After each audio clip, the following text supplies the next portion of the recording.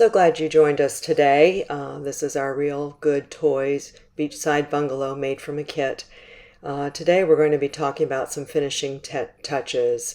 First, putting together a turntable so it makes it easy to turn the house around, and there are quite a few options.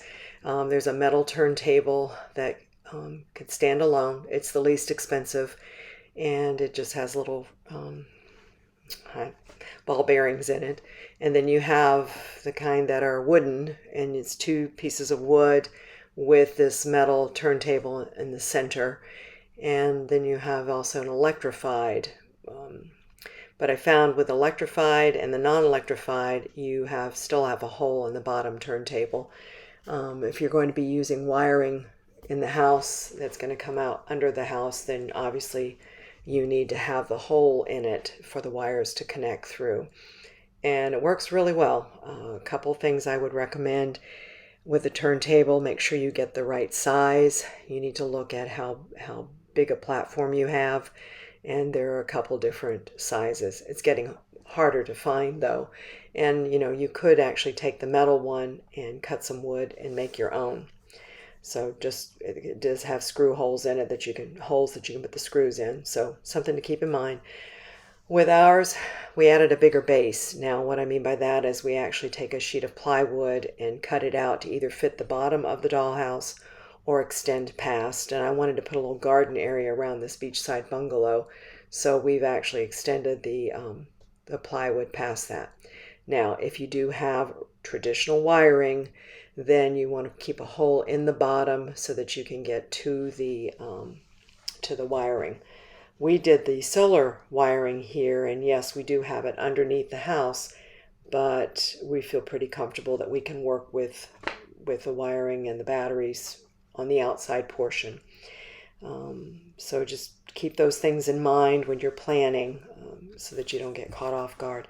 The other thing I like to do is add some type of a barrier underneath this wooden turntable so it doesn't scratch the surface of the table that it's on.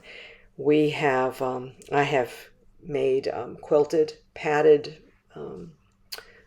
items that fit behind it. I've used felt, and this time we're actually using a box that we just cut the cardboard and then just measured it and taped it and fit it to the bottom of the turntable. And then you center that turntable centered under the house.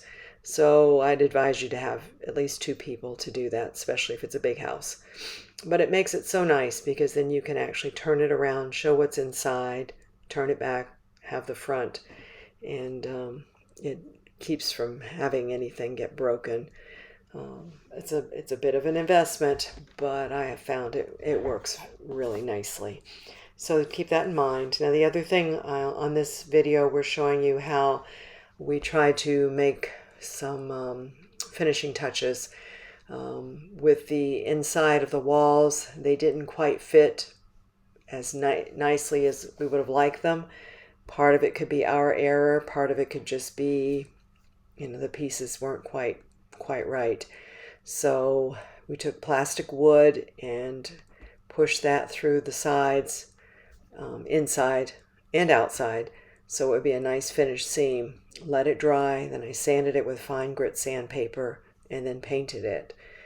Sometimes it was a couple coats of paint depending on how much of that plastic wood showed through. And then on the outside we were missing a couple of strips of wood, so we bought them from the hobby store, mitered the angles, or my husband did, and put a prime coat on it and then painted it the white.